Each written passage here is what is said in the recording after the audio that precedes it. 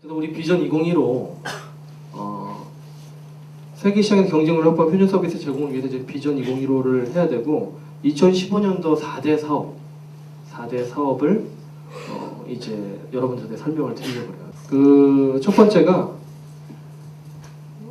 이번에 그 신년회를 아무튼 계열사들하고 분류한 가장 큰 이유도 우리가 우리 업에 대해서 좀 더 정확하게 이해하고 이 업에 좀 더 집중하기 위한 것인데 외식 주문 중에 서비스 플랫폼 사업을 올해는 다시 좀 적극적으로 확장을 해나갈 겁니다. 사이트 수로 보게 되면은 쭉 성장세가 작년에 약간 둔화됐었거든요. 근데 올해는 다시 집중해서 적극적인 확장을 해나갈 것이고 일단 신규 브랜드 유치는 10개 정도 잡았습니다. 그래서 공격적인 확장을 해나갈 거고요. 그리고 외식 대상으로 한 우리가 업세일즈 할 수 있는 아까도 시장의 기술과 문화를 선도해 나간다 그랬잖아요. 이런 솔루션을 추가적으로 개발을 해나갈 생각이에요. 그래서 예를 들어서 지금 우리 거래처 중에 놀부에서 쓰고 있는데 모바일 QCS를 해서 슈퍼바이저들이 매장에 가면은 매장 관리 상태도 점수를 매겨요. 뭐 식자재가 얼마나 오래됐는지, 냉장고 위에 뭐 저 먼지가 있는지, 뭐 직원이 이렇게 제대로 마스크를 착용 이런 점수를 매기는데 그걸 보통 그 QSC 차트라고 보통 얘기를 하죠. 근데 그거를 이제 모바일로 전산화 시켜서 모바일로 입력하면 바로 본사에서 짓게 되는 것들을 우리가 개발했어요. 사실 작년에 개발했는데 그거를 이제 업계에다가 전반적으로 확장을 못 시켰어요. 이런 것들을 이제 확장을 시켜나가겠다는 거죠. 그리고 치킨 같은 경우는 상대적으로 모바일 주문 사이트나 모바일 사이트가 작은데 이런 부분도 확장을 해나갈 겁니다. 실제 모바일 인프라가 없는 이런 브랜드들에 대해서 적극적으로 넓혀나갈 것이죠. 뭐 이런 걸 보통 업세일즈라고 하죠. 우리 기존 고객에다가 서비스를 업세일즈 해나갈 거예요. 그 작년에 우리가 개발한 것 중에 하나가 뭐가 있냐면은 그 판매량 예측에 대해서 개발을 했어요. 판매량 예측을 어떻게 하냐면은 그냥 데이터 마이닝을 활용을 해서 판매량 예측을 합니다. 여러분들 그 빅데이터 큐레이션 들어봤죠? 빅데이터 큐레이션 못 들어보신 분 손 들어보실래요? 다 들어보셨네. 빅데이터 큐레이션. 요즘에 데이터가 많이 쌓이죠. 우리 회사도 데이터가 많이 쌓이는 회사예요. 우리 회사도 지금 12년 데이터가 쌓였으니까 얼마나 많은 데이터가 쌓였겠어요. 근데 데이터가 쌓일 때 이 데이터를 활용해서 미래를 예측할 수 있는 기술이 있습니다.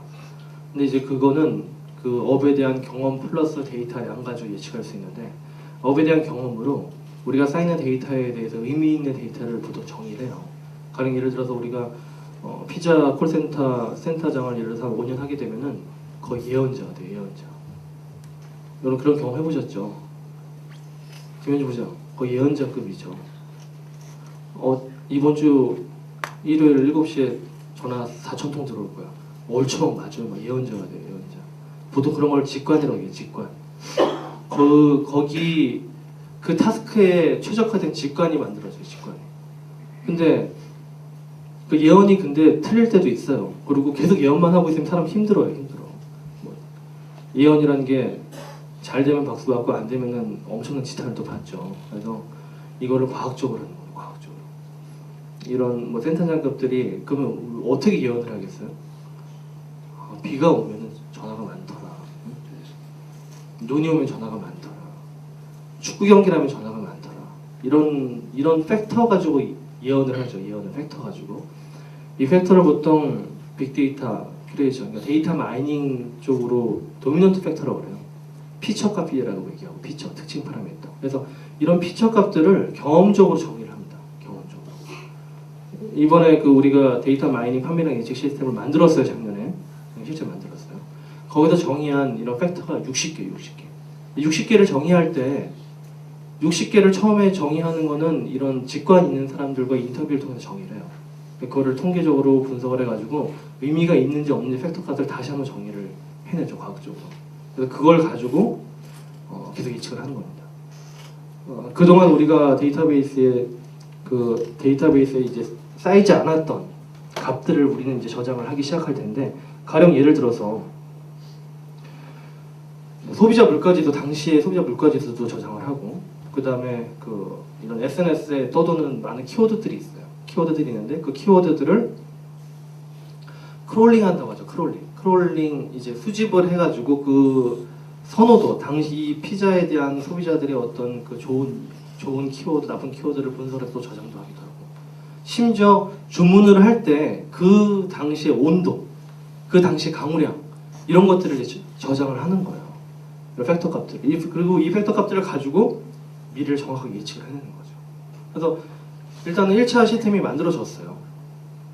예언자 시스템이라고 얘기는 하시진 않죠. 그러니까 판매량 예측 시스템이라고 이렇게 해서 이걸 만들어졌어요. 만들어진 거를 올해는 우리 업계에 실제 제공을 해나갈 겁니다.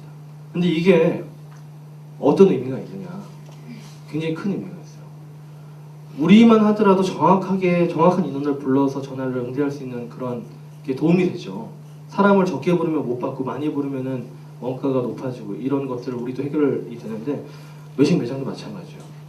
외식 매장도 똑같습니다. 외식 매장 거기다 식자재 부분까지 있어요. 식자재를 많이 적게 발주하면 못 팔고 많이 발주하면 버리고 손실이 엄청 큰데, 사람도 외식도 파트타임을 쓰죠. 그러니까 이런 예식생 시스템을 외식 각 매장에다가 제공해줬었을 때 수익률이 높아지겠죠. 그래서 굉장히 의미 있는 시장의 선순환적인 그림을 다시 만들어낼 수 있는 그러한 시스템인데, 올해도 이걸 보고 해나갈 겁니다. 그리고 이제 올해도 이어서 우리가 이 외식 분야의 엑셀러레이터 활동을 계속 해나가면서 역시 우리보다 약한 기업들을 시장에 진입하게 하는 양성 활동을 계속 해나갈 것이고요. 그리고 이제 글로벌 비전 같은 경우에는 시인테크는 올해도 핵심 역량 강화에 계속 매진을 할 것이고, 이런 판매량 예측 시스템 같은 경우는 국내에 적용을 한 다음에 해외에도 수출을 시도해 볼 겁니다. 근데 당장 올해 수출 같은 경우는 일단은 계열사인 텔레스타를 통해서 동남아권에 우리 교환기를 판매를 해볼 생각이에요. 여러분, 우리 교환기 우리 기업은행 3층 센터에서 근무하시는 분들은 다 우리가 자체 개발한 교환기를 쓰고 있어요. 이 교환기를 이제 해외에도 수출을 해보려고 지금 준비를 하고 있어요.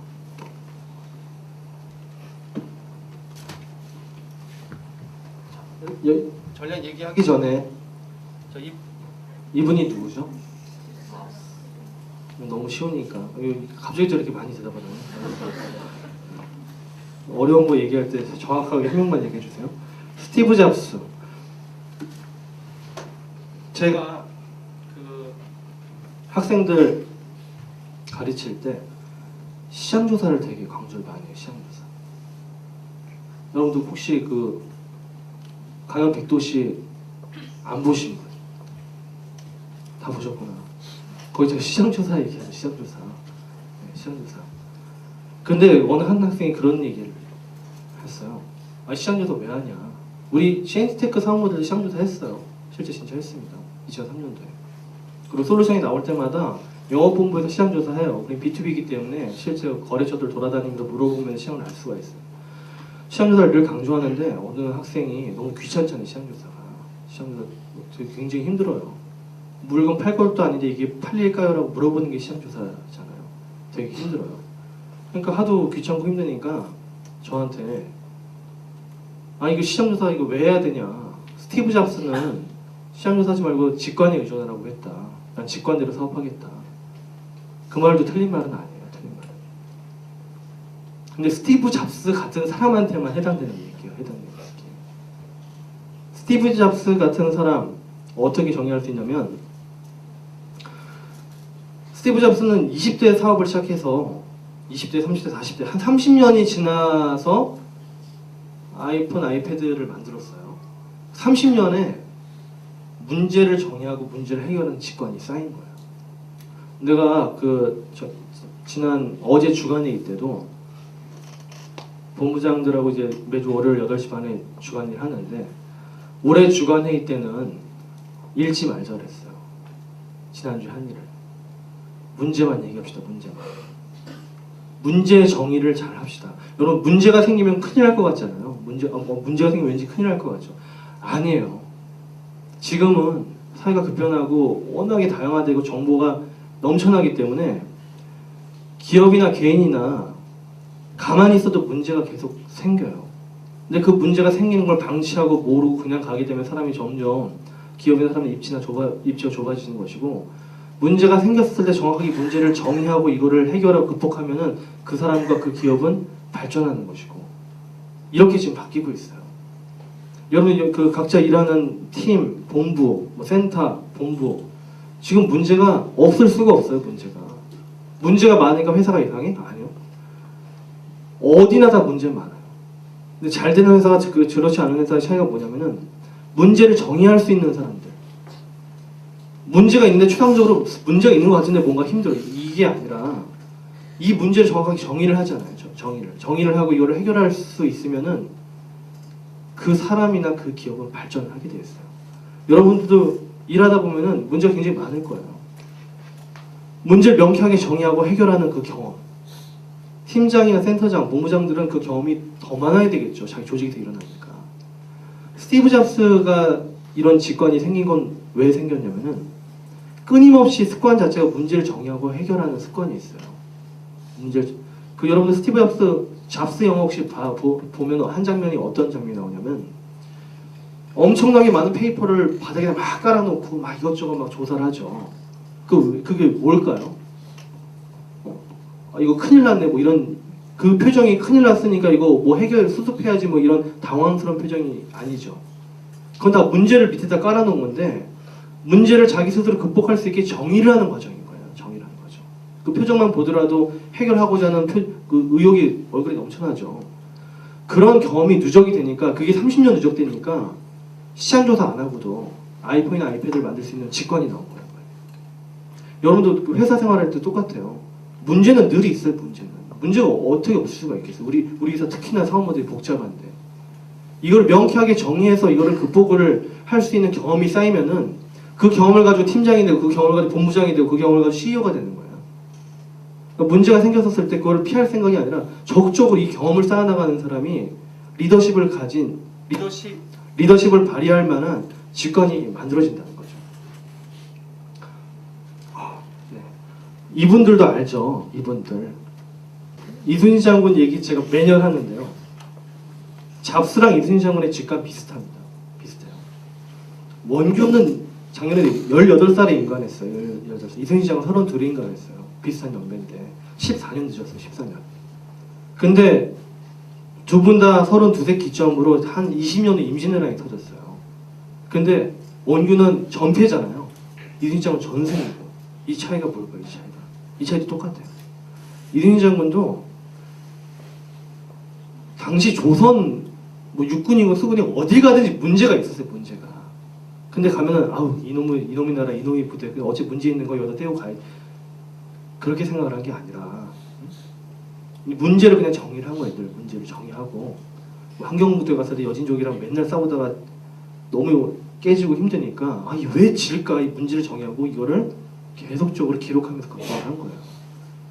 난중일 같은 서적이 되게 많아요. 이순신장군은 계속 이거를 계속 내가 성공 실패 전략을 적고 분석하고 그걸 극복하고 이 문제를 해결한 경험이 계속 쌓인 거예요. 20년 동안. 임지를 갈 때마다 끊임없이 문제 정의를 하니까 이 경험이 쌓여있고 원균은 아까 내가 얘기한 원래 잘난 사람이 18살에 인간해가지고 원래 잘났으니까 그냥 문제는 문제고 나는 나야. 난 잘났으니까 그냥 나이면 돼. 군인 용맹하면 되지 뭐. 리더십 술 많이 사주면 되지 뭐. 그냥 그 상태로 20년을 보낸 거예요. 근데 문제 해결을 많이 하다 보니까 이순신 장군은 임진왜란이 발발하기 직전에 원균하고 직급이 똑같아졌어요. 한 사람은 경상 무수사 원균, 이순신은 전라자수사 이순신. 이게 둘이 남해를 합쳤어요. 근데 만약 임진왜란이 안 터졌으면은 그 두 사람의 직권 차이를 증명할 수 있는 일은 없었어요. 근데 임진왜란이 뻥 터지니까 정말 센 애들이 갑자기 왜군이 쳐들어오니까 원균 다 졌죠.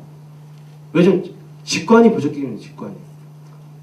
저렇게 센 애들 만났어. 이렇게 싸워야 되는데 저렇게 싸워야 되는데 리더십을 발휘하고 전략을 만들어내고 해야 되는데 그럼 경험이 없는 걸 어떻게 만들어? 문제 해결에 대한 경험이 없는 걸.